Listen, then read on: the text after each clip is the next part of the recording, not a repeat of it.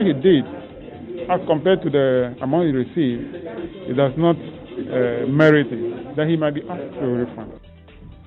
Also, tonight, running mates to NDC flag bearer Professor Nano Pokuajiman fumes over what she says is failure of CSOs to raise issues of corruption in the current government. Plus, Vice President Dr. Baumia discloses Burkina Bay authorities exceeded the volume of water expected to have been spilled from the Bagri Dam, spilling over 29 million gallons of water per minute. That they started with about 4 million, went up to 8 million. They are now spilling about 29 million gallons a minute, which is extremely large. Later, we have details of the National Science and Maths quiz for you. Archbishop Portugal's SHS beats 2 schools to qualify to the elimination stage of the National Science and Maths quiz. The very latest on that. Stay with me. Plus, the Drunkards Association of Ghana. They are condemning their members who were seen in a viral video consuming beer from a vehicle which had an accident on the Kratima motorway this morning. And in business, we hear from the Securities and Exchange Commission that is insisting that every firm that had a license withdrawn were given a fair hearing. You want to join us with your comments? Send it a WhatsApp 0244340437. My name is Evans Mensah.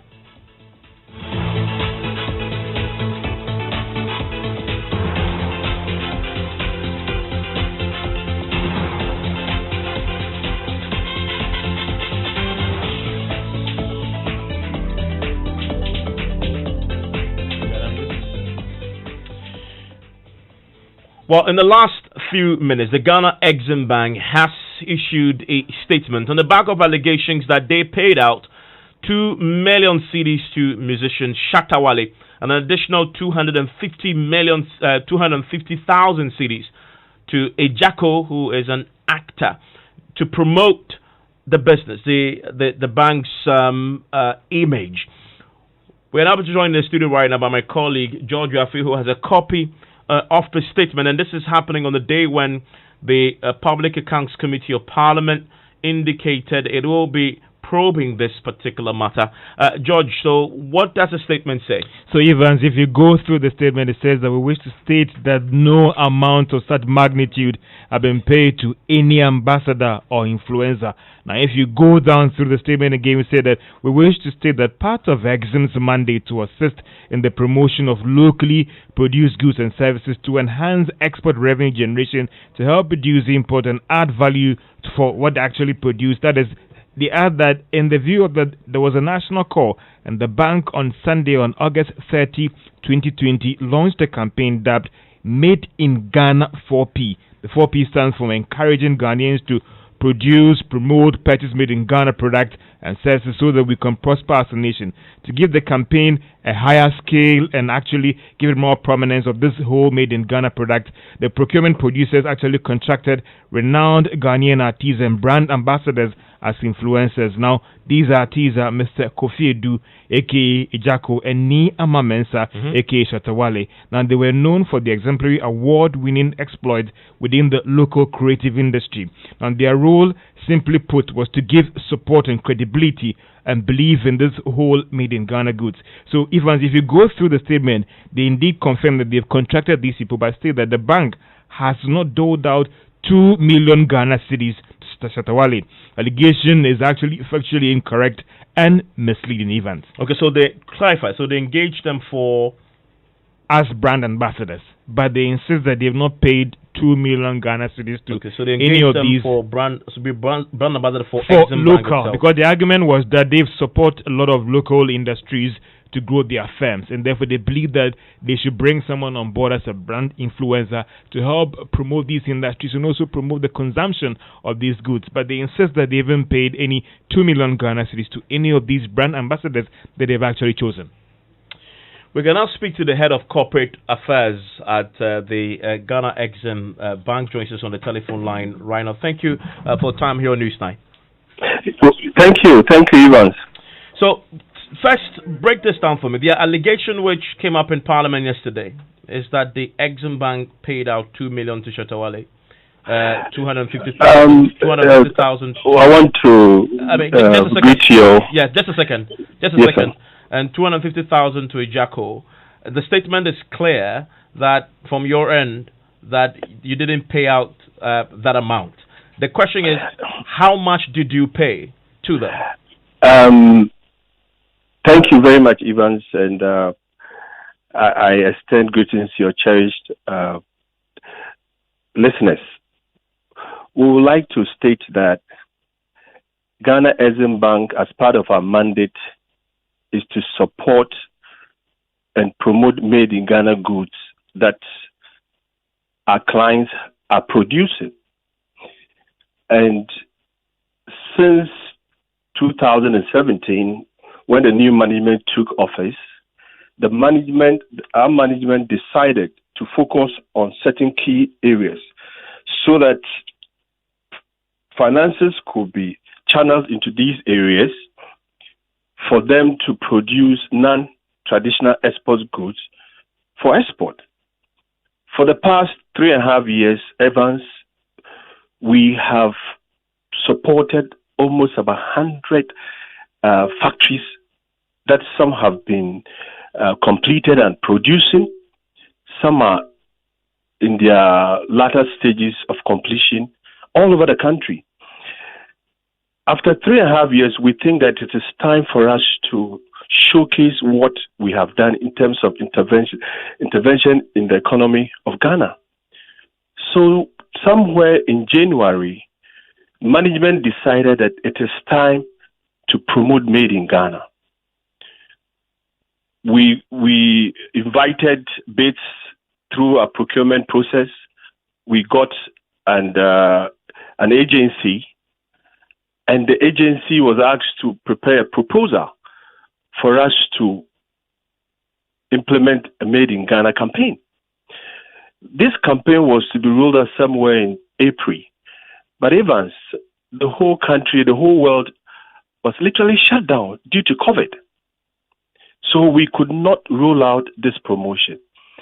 Basically, the idea is that we have helped finance a lot of factories. They are producing. Our mandate is to help promote the goods so that when they experience sales, they can come back and pay the loans that we are giving to them. We are not a commercial bank. We are a development and policy bank. Ours is to give long-term loans to our clients for them to use for their businesses. So we launched this promo belatedly somewhere on the 30th of August. And the release that we sent out gives us the program for the lineup. In brief, indeed, we have signed contract with the two artists who are renowned in their own field, but they have not even started their roles. But have you paid them anything? For the fact that it's a contractual agreement between two parties, Evans, we are a bank, we cannot disclose any content. But we signed an agreement. Okay, so there are two levels of this question. There's a question about how much, and there's a question about have you paid? Have you paid anything? Evans, we have signed a contract with the two artists. Which has a cost element to it.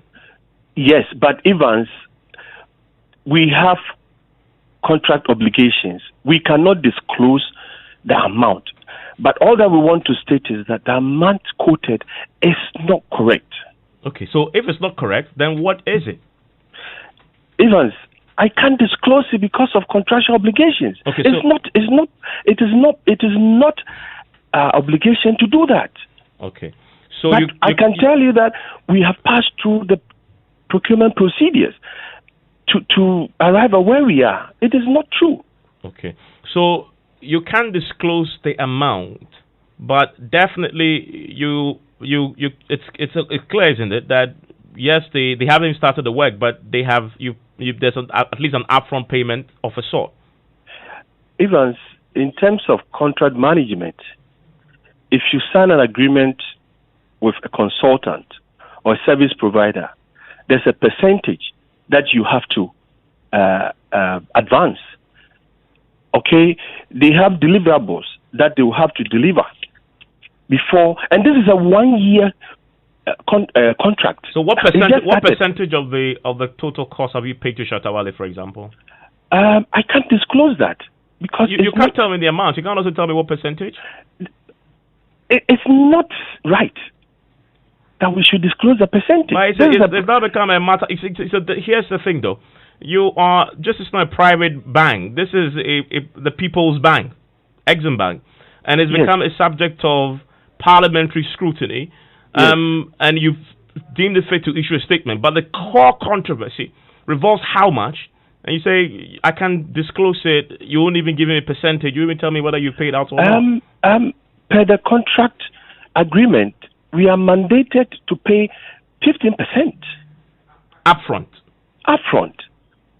And you pay the remainder. Yes, throughout the year, based on deliverables. This is normal in the industry. It's a 1-year contract. We have not even started. So nobody has paid categorically cedis to anybody. Okay, good. So the question, let's get further clarity. So 15%. You say it's not close to 2 million. Question is, the entire 100% of the cost say to Shatta Wale, does it amount to 2 million? It does not. And Evans, with all due respect, Shatta Wale is a huge brand. He has a following. And it's unfortunate that we are subjecting a contract relationship in public. But it's not that amount of money that is being bandied about. It's not it. It is not it. The reason why this has become a subject because it is public funds you're using. That is why it is relevant to question if you spend at least, as has been proposed, 2 million, or even anything less than that. It is right, you don't agree, that the public probe how you're spending the people's money. I think that indeed we are a public institution. We are using public funds, and there are rules and regulations as to how you can ascertain how public institutions are using public funds. And we are stating that we have not paid that amount of money to any ambassador or influencer. We have not. Okay. Now, and we are prepared to. I mean, we are ready to through due process. But we can't disclose. I mean, we have so many of artists who have contracts with all over the country. They don't go about disclosing the amount. It's not done in the industry. Question: You say you engaged them because you found value in bringing their star power to help you promote Made in Ghana. You drew the link and said, if they promote it, then your clans, get the patronage they need, and they then have the money to sort of pay you back the loans they've taken. So that's the value chain analysis you've done for me, correct? Now the question is the cost benefit analysis. So you're laying out some amount of money for them to promote this Made in Ghana thing. So far, you said they haven't even started, correct? No. Okay. I mean, but what outcomes are you expecting in quantifiable terms from what they are set to do for the bank? Our expectation is that we're going to use them to promote Made in Ghana, and we want to see a turnover of sales of most of the factories that we have supported. Okay, when is the turnover? Are you specific? Have you narrowed this down to a certain percentage of increase in turnover? No, obviously we haven't. What I'm trying to say is that turnover in terms of for example, Eco Fruits.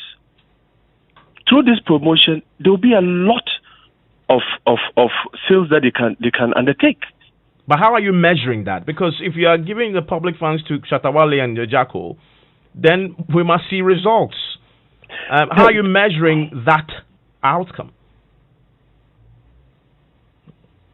What are you using to measure that? To say Ejako or Shatawale, they are justified to take the amount you're giving them? Yes, they are going to perform a lot of programs that we are very certain that is going to boost sales of most of the clients that we have financed. Yes. You said that you fulfilled the procurement regulations.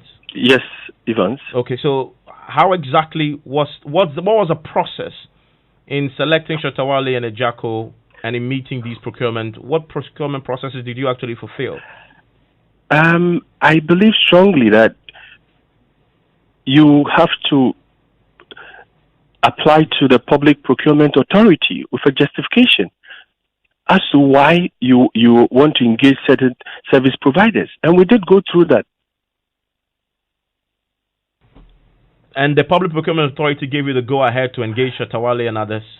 Evans, what I can tell you is that we have passed through every due process. This is a public institution, and we are guided by whatever we do with the law.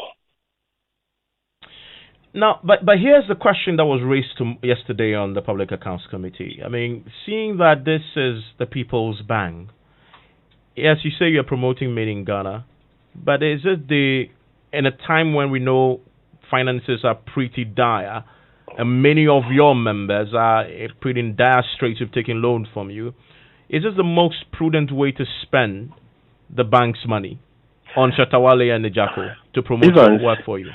Evans, I can tell you that we are not misusing the bank's funds. But for the intervention of Exim Bank in the area of the pharmaceutical industries as well as the government, Ghana did not import any pharmaceutical items during the COVID. The amount that we are giving to these artists is not that amount that is out of range. It is not. I mean, quick key question. Yes. Whatever amount you're paying Shatawale and Ejako, you couldn't have rather invested it in the businesses of your members so they can rather expand, so they can pay you back? Evans, I think we are a bank.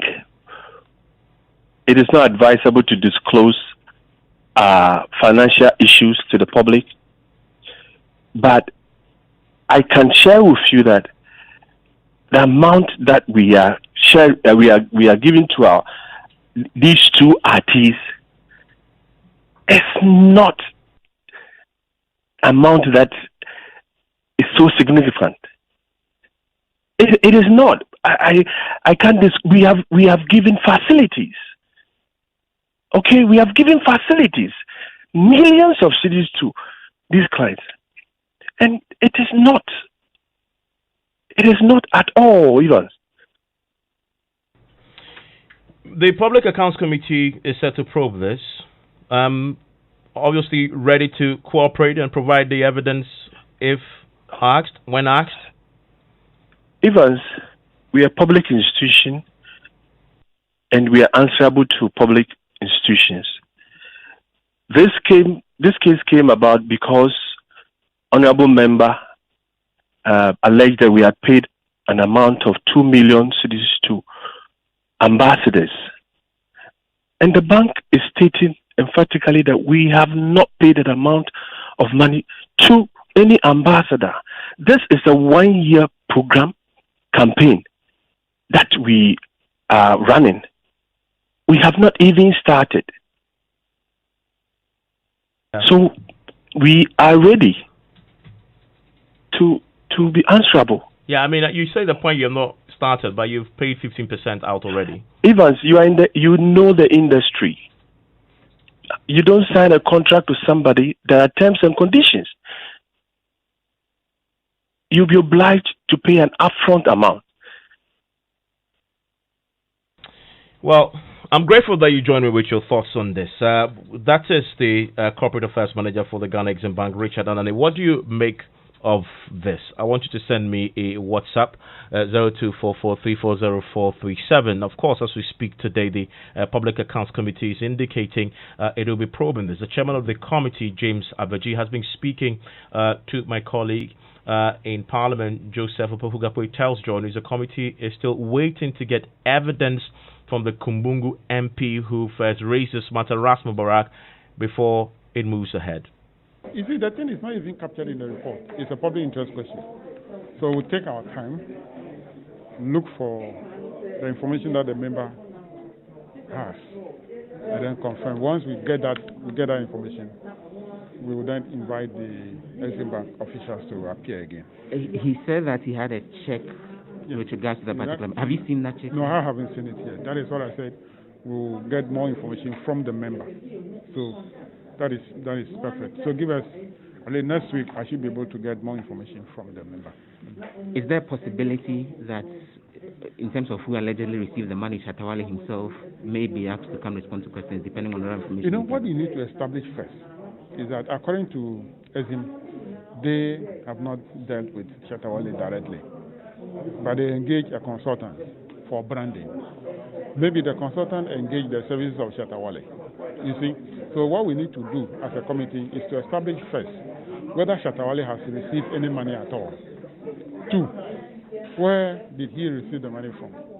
Is it directly from the Exim Bank or from the consultants who Exim Bank claim they have engaged? Even the consultants paying it will still be Exim Bank and for them at state funds, which is why you still be interested. So when Exim Bank, when we confirm that, and then it's confirmed that Shatawale received the money from the consultants, we then find out how the consultant was procured. Was the consultant procured through the correct processes? Then to also ask the Auditor General to determine whether the work that the consultant is procured to do merits the amount that he charged. So whatever happened between the consultant and then the Shatawale will be on that level.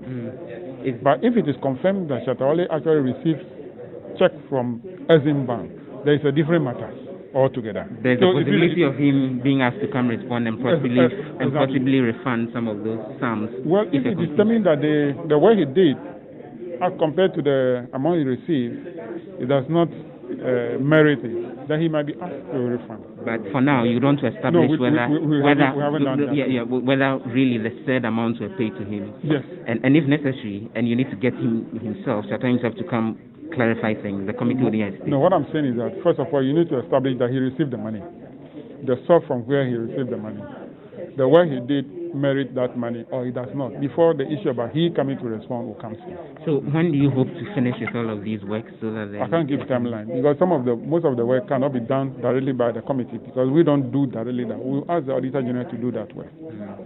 So by mentioning in about a week, it will then possibly look. What I mean is that but in a week's time I can get a copy of that check to determine whether it was why is it taking the member up to a week to let you see a copy of that check? Because yesterday he gave the impression he had the check ready. No, I haven't spoken to the member since yesterday. So I've not even asked him to produce a copy of the check. I can do that today. If I get information as early as tomorrow, I can let you know. So that is the chairman of the Public Accounts Committee, and I've had the flood of messages from listeners on this. It appears that this is tickled your fancy. Let me share a few with you here on Newsnight. And this one says, what a mess. A development bank spending public money this way. I think management of the bank need to be scrutinized. MD is known. He says the MD is a known political party person. He's not. He must be questioned. And this one says, Evans, see how the man is suffering to answer the questions. Ghana, our money is being used anyhow. So the best way for the Exim Bank, and this is from NSS, so the best way for the Exim Bank to promote the patronage of made in Ghana goods was to use Shatta and the Jacko as brand ambassadors. They certainly can't be serious. Apia in Accra says, may I know whether the PAC member concerned is saying that the payments have been made to these two guys? He says they paid 15% upfront to the two individuals concerned, Shatta Wale and Ijako already. He would not tell us exactly how much the total sum is. I think from the explanation given, the Exim Bank officials are doing their work as usual, isn't it? That's from Apia is asking that question. And the final one, just mention amount Keke. See long talk.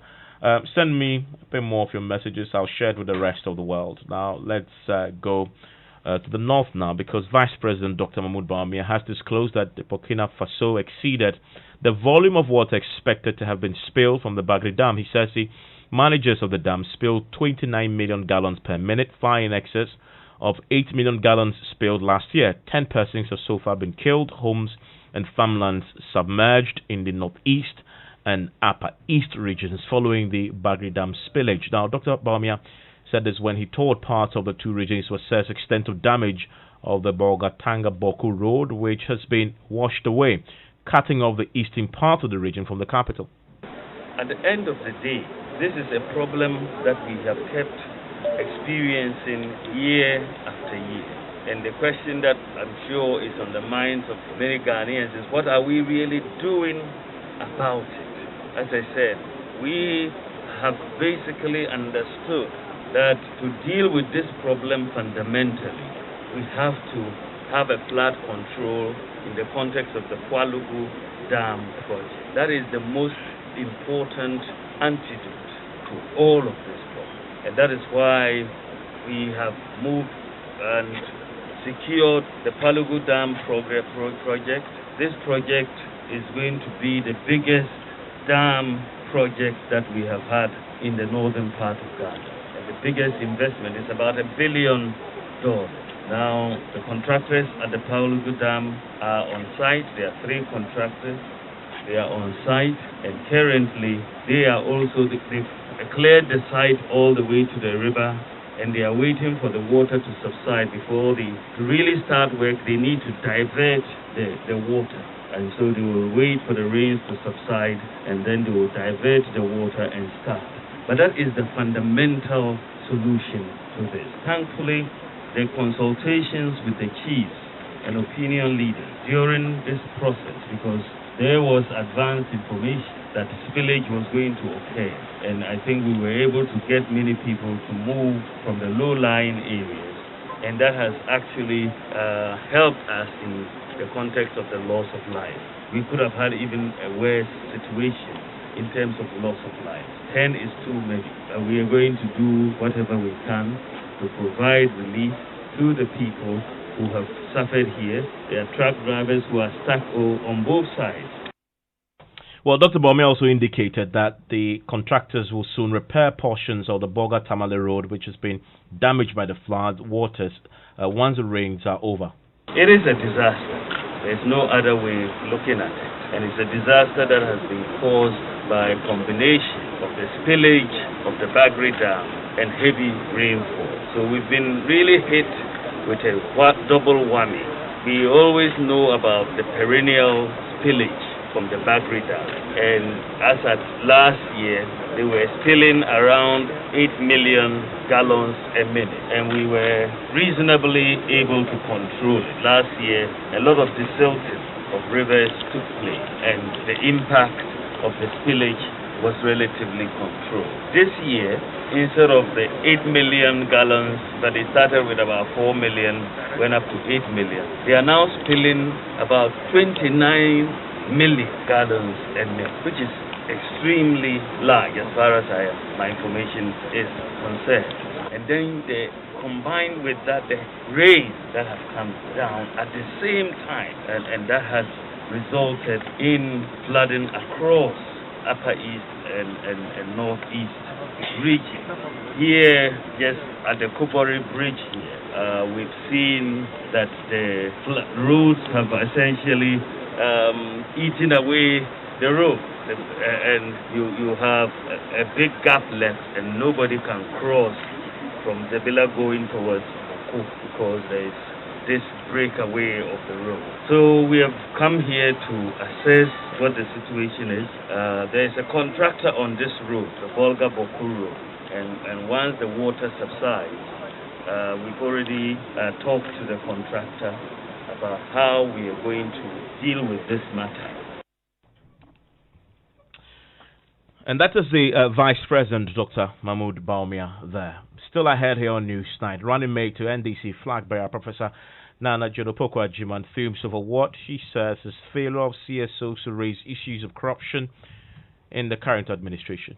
When people don't feel they are included in what is going on, or that they are not respected, or when people feel that their voices don't matter, you are also creating the windows for corruption to thrive.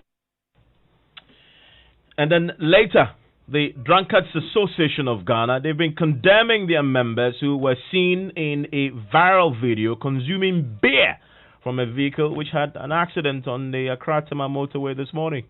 We, the executives, and as the president of the association, condemn such an act and calls it a shameful act by our members.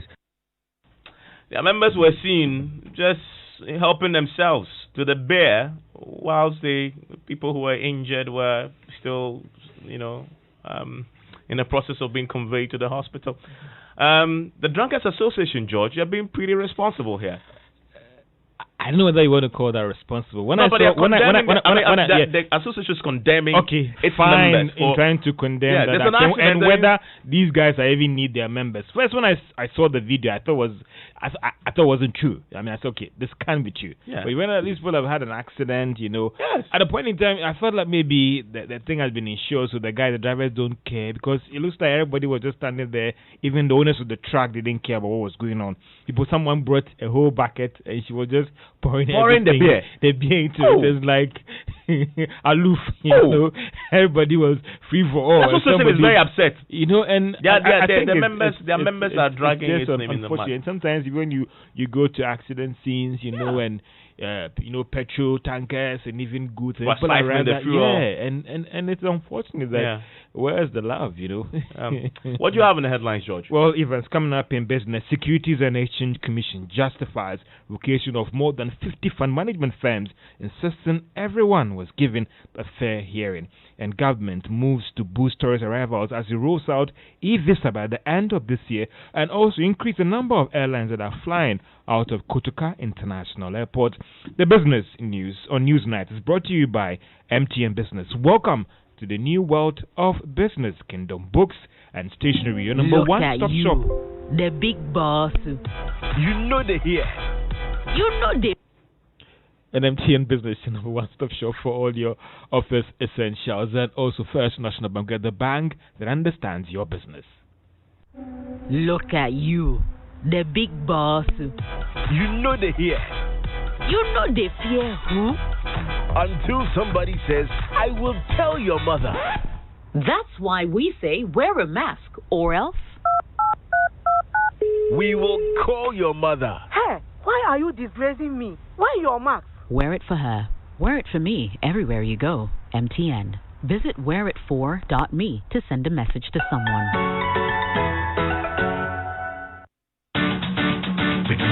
We give you nothing but the best. We stay above the rest. More quality, more affordability. Kingdom Books and Stationery.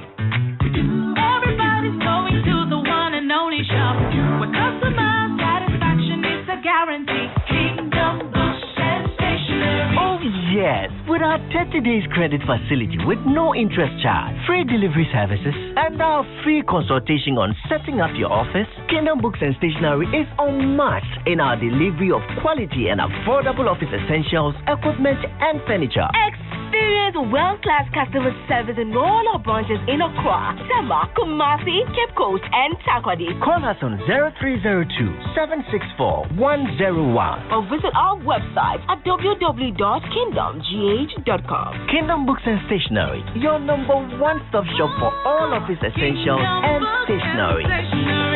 Terms and conditions apply. Puma Drinks, ready to add flavor to your life? Puma Drinks, bursting with so many flavors, you just can't have enough.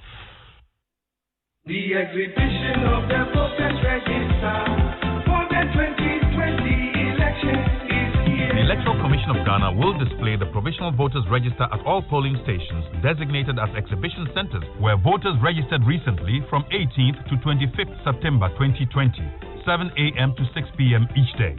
Do not assume that your name is in the register. Go personally to your polling station with your voter's ID card as evidence to 1. Verify your details of registration to make sure that your name, photograph and other particulars are in the register. 2. Make claims for omitted data such as name, age or sex to be included in the register. 3. Amend details such as incorrect name, sex, age and unclear photographs in the register and on your voter ID card. 4. Know your polling station ahead of the elections. And 5. Object to the inclusion of names of unqualified persons on stated grounds. The EC has introduced a mobile telephony tracking SMS platform to enable registered voters access their registration details using their mobile phones. Very simple. Text your voter ID to 1422 on all networks to verify your details on the voters register. To ensure a safe and secure exhibition of voters register exercise, the Electoral Commission will direct all registrants to observe compulsory protection protocols like wearing of face masks, temperature checks, social distancing and hand sanitizing instituted by government as a result of the COVID-19 pandemic at all exhibition centers. Exhibition of the Provisional Voters Register is from 18th to 25th September 2020, 7 a.m. to 6 p.m. each day, including Saturday and Sunday. Remember, the only way to guarantee that your name is in the voters register is to take part in the exhibition exercise. 2020 Exhibition of the Voters Register exercise. Your safety, our concern. Participate in the exhibition of the voters register. Joy 99.7 FM, radio for the discerning listener. You're welcome back to Business on Newsnight. Now, the Securities and Exchange Commission has justified the revocation of 55 fund management firms, insisting everyone was given a fair hearing. The assurances carrying up to the Commission was actually accused by Black-Shot Capital of bias and unfair treatment. But speaking ahead of PM Express on tracking the revocation process, which will be aired tonight at 9 p.m. on Multi TV on Joy News, Director General Daniel Vamitete says that the process has been fair to every firm. Because typically for a regulator, a revocation or the revocation decision is typically the last thing that you do. In other words, you give the companies enough space, if you like, to resolve their issues. So there were a number of regulatory breaches that these firms had committed, but mainly these firms were unable to return client funds. In other words, client funds had been locked up. And some of the things that we did, we organized hearings. During the hearings, we bring the complainants as a client and then the companies together for there to be, let's say, a payment plan agreed. Now, a lot of the companies were failed to go by the payment plans. And before we came out with the revocation announcement, we actually wrote to all these companies and we gave them a final opportunity to make the case why they shouldn't lose their license or demonstrate to us the ability to resolve the issues that at the time remain unresolved. Reverend Daniel Ogbamitete is the Director General of the Securities and Exchange Commission, and he's speaking ahead of PM Express tonight at 9 p.m. I am looking forward to this conversation, particularly because of the sex on place in paying out these locked up investments to people who, and because it's become such a topical issue recently, it's become part of the campaign, I guess, political conversations. But for those who haven't received this yet, it is the opportunity to get clarity. I guess that is on why we are here, and also be hearing from the Registrar General, that is Madam Jemima Mowari, giving us some clarity. And we understand that all other things being equal, in the last week of this month, they would commence the payment to all those who've had their funds locked up there even. So you might want to stay tuned and watch the program. Well, the Chartered Institute of Marketing Ghana is optimistic that the presidential assent secured for the Marketing Act will help transform the industry. And this is coming after President Akufo-Addo gave his assent to the act. Dr. Daniel Kasati is National President of the Institute. I cannot hide my personal level of excitement, and I believe this resonates with the entire membership of the Chartered Institute of Marketing Ghana, the CIMG. Why do I say this? This is a bill that we began discussing just before His Excellency Jerry Rawlings left office. We took it seriously during the era of His Excellency President Kufuor. The bill did not go past cabinet. In between, not much happened until, the Akufo-Addo era, when our sector minister, Dr. Matthew Opoku-Prempeh, took it seriously. He began engaging all professional groupings, that were interested in getting their bills passed. The excitement comes in the fact that, on the 4th of June, Parliament passed the bill, and within 8 weeks, His Excellency Nana Addo Dankwa Akufo-Addo has assented to the bill, giving the institute the required mandate to regulate the practice and also professional marketing education here in Ghana. Dr. Daniel Kasati is the National President of the Chartered Institute of Marketing Ghana. Now, government is taking steps to boost tourist arrivals in the country. Now, this has resulted in the state introducing a series of measures to help achieve this target.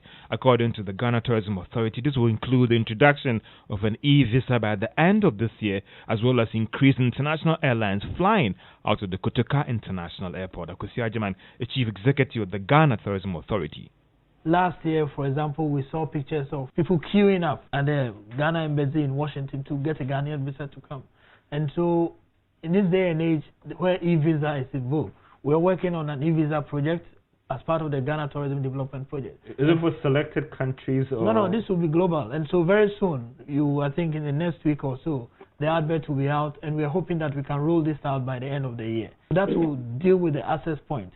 I mean, we've been also working with the Ghana Airport Company and the Ghana Civil Aviation Authority in terms of attracting more carriers into country. I mean, the Caribbean is a very significant market for us in the things that we are doing in terms of Pan-African heritage tourism. The Chief Executive of the Ghana Tourism Authority has also been disclosing that the stimulus package and some financial assistance for players in the industry will be rolled out very soon. Let's get more details from him. We spoke with MBSSI because people said, we applied, we haven't gotten. They said, look, it's in stages. They started from their dome out of the hotels that we licensed. About almost 3,000 are budget, and they don't need the kind of money that maybe the bigger players need. So when they started from the bottom, if you're a big player and you haven't gotten yours, it will get to you. Then we also have the World Bank grant. The tourism fund. How is that also? Have you started disbursement? Actually, the disbursement will start very soon. But Akwesi Agyeman, Chief Executive of the Ghana Tourism Authority. Now, gold is expected to end the year at an average price of 1,700. Now, this could have an implication because that is coming from Fitch Solutions, the research arm of the ratings agency Fitch. It is based on its forecast on involving supply and demand trends. Now, presently, corporate gold is going for $1,964 an ounce. Now, this means that it will end the year actually reducing further, and that is some news there for us in terms of those who are interested in the precious metal and how it will end the year at $1,700 per ounce. And that's all for business on Newsnight. George, thank you very much. And this is your election headquarters. President Akufo-Addo has called on traditional authorities to speak out against matters affecting the development and growth of the country. According to him, the chiefs have a responsibility to voice out their sentiments on matters of corruption, crime, illegal mining, and other vices. Inaugurating the Bono East and Bono Regions Houses of Chiefs, the president, who is on a 6-day tour of the region, said government will rely on the wise council of chiefs in fashioning out development initiatives for the country. The members of this august house will help set the tone in their areas of influence to help realize our vision for a progressive and prosperous Ghana. Government is determined to bring governance closer to the people and expand the boundaries of democracy in our country. We're counting on you to help shape and integrate yourselves into these developments, so that the peculiarly Ghanaian contribution to the concept of governance, which emanates from the integration of royal aristocratic institutions into the fabric of a republican democratic framework, will be enhanced and strengthened to the benefit of the Ghanaian people. Well, he's also been presenting the Agenda 111, which will witness the construction of regional and district hospitals to the chiefs. I'm happy to inform Nananum that a regional hospital will be built for the Bon East region as part of government's Agenda 111, which, in the course of the next 12 months, will see to the construction of 100-bed district hospitals in 101 districts with no hospitals, 7 regional hospitals for the new regions, including one for the Western region, the construction of 2 new psychiatric hospitals for the Middle Belt and Northern Belt respectively, and the rehabilitation of the Fianquanta Hospital in the Western region. The districts without hospitals in the Bron East region, which will be covered by Agenda 111, are Nkranza North, Sena East, Kachima North, and Peru West. Of course, still here on the election headquarters. From the president, let's go to the NDC. And John Mohammed's running mate, Professor Nana Pokwajiman, is complaining about what she says is a failure of CSOs to raise concerns about corruption in the Akufo-Addo government. Professor Nana Pokwajiman says that the exiled John Mahama administration tackled corruption decisively, citing the declaration of assets by then government appointees and the prosecution of NDC officials involved in acts of corruption. She was speaking to officials of the Ghana Integrity Initiative as part of a working visit to civil society organizations. It's about time we evaluated what we have and then make sure that it is working. And it's also important that we apply rules fairly in our judiciary system. Are the laws applied fairly? When they are not applied fairly, you also open the door to corruption. When people don't feel they are included in what is going on, or that they are not respected, or when people feel that their voices don't matter, you are also creating the windows for corruption to thrive. So yes, it's about the money. That's very important. That's critical, number one.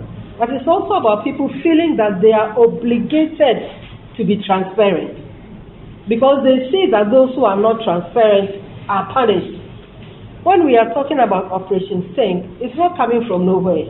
In our previous government, you saw our president prosecute his own. Has that continued? So you see, when we get to a place where we say, oh, on the CPR we are 40%, and so, please don't generalize. Let us know. Well, the executive director of the GRI, Linda Ferikwafa, believes a lack of political commitment towards the fight when it comes to corruption is making the practice more attractive. Let's bring in Parker Wilson, my colleague who has been traveling with the running mate. Parker, from the GRI, I understand that she's been to other organizations as well, including Imani and others. What has been her central message? Okay, so her central message has been partnership with the civil society organization as far as governance is concerned.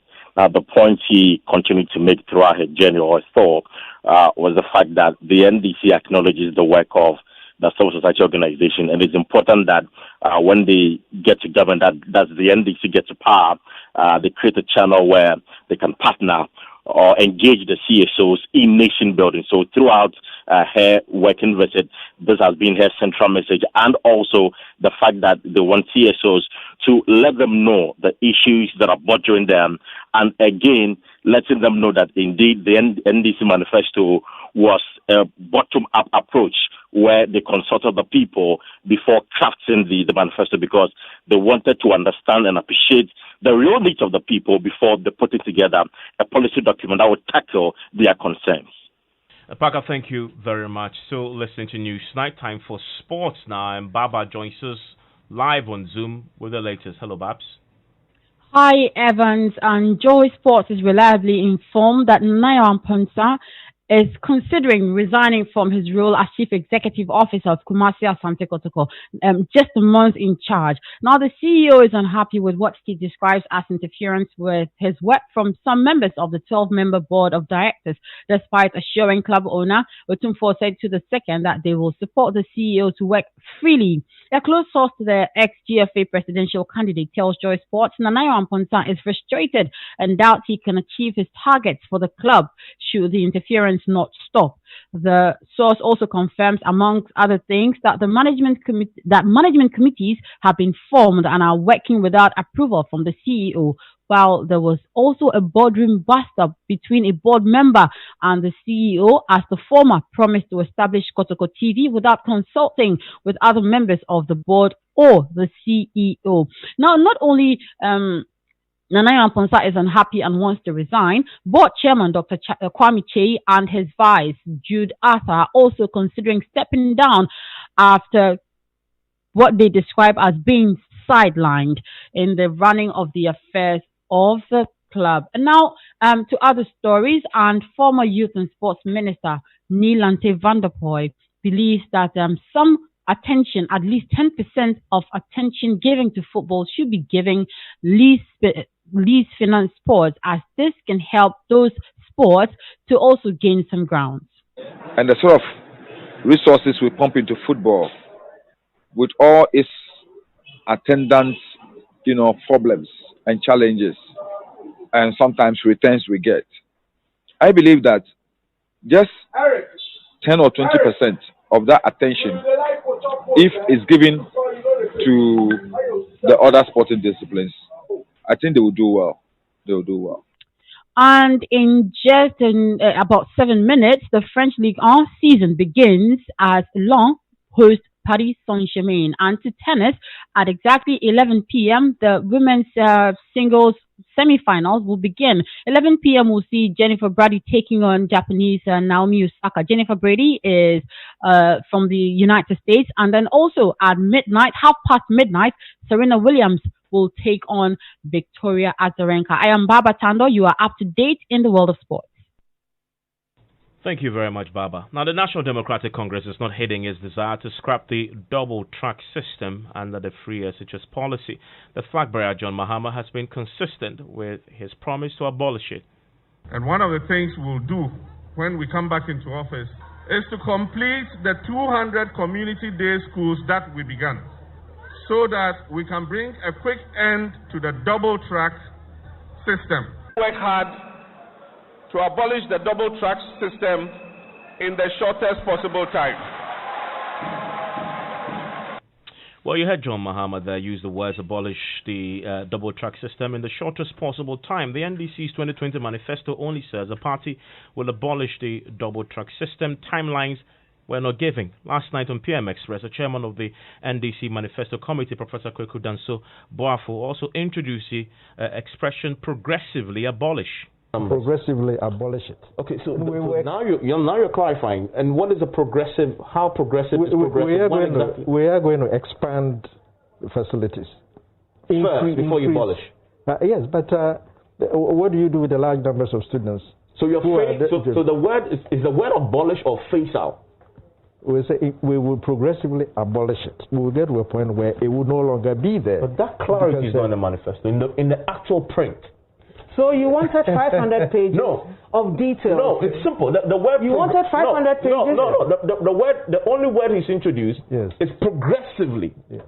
But categorically ultimately, it would result in abolish. No, but that is an essential clarity. It is not an essential clarity. Absolutely. Abolish is abolish. Yeah, but it will end in abolish.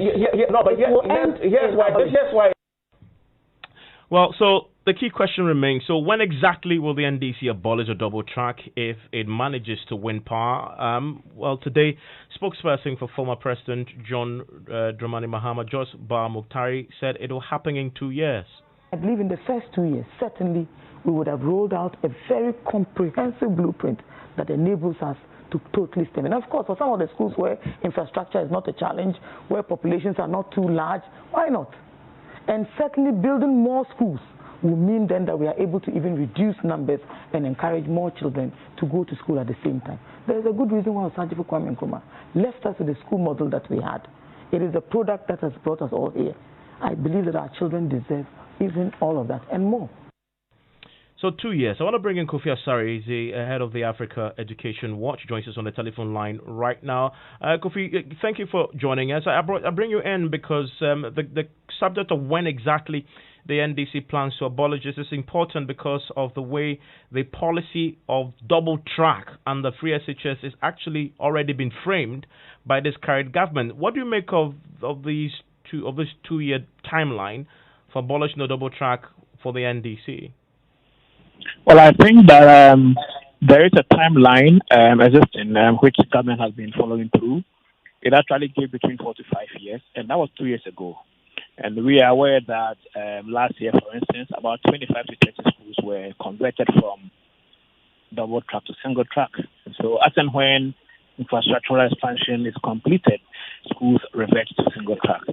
That is what I can liken to what Professor Boafo called the progressive abolition. And so what we are experiencing now is a progressive abolition, where immediately infrastructure is expanded enough to enable schools to return to single track.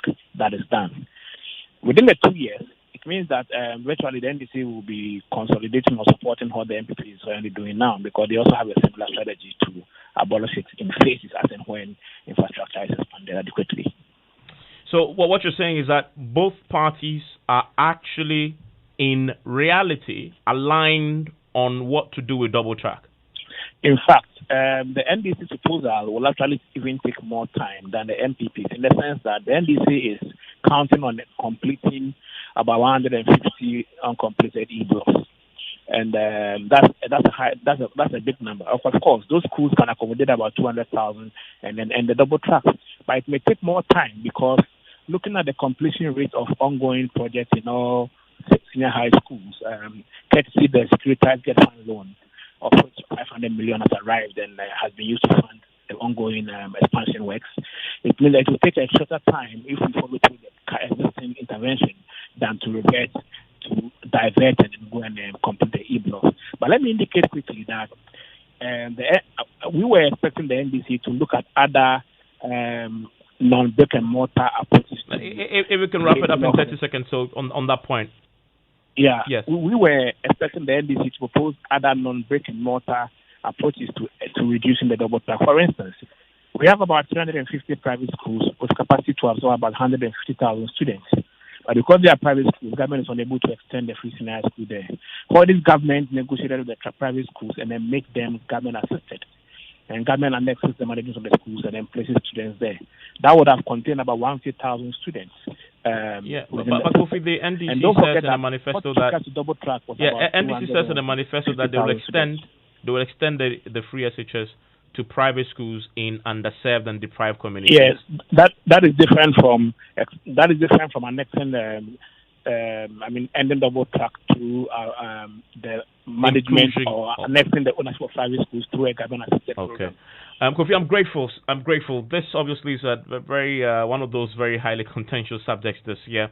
Kofi Asare, head of the Africa Education Watch. Well, they earlier announced openly that they were under a lot of pressure, but the contestants representing the Archbishop Portugal's SHS at the 2020 National Science and Maths Quiz managed to beat two schools to qualify to the next stage. The two representatives, Natalia Samoa and Mercy Arthur, managed to beat Hantaman SHS and Bibiani SHS to qualify to the elimination stage of the National Science and Maths Quiz.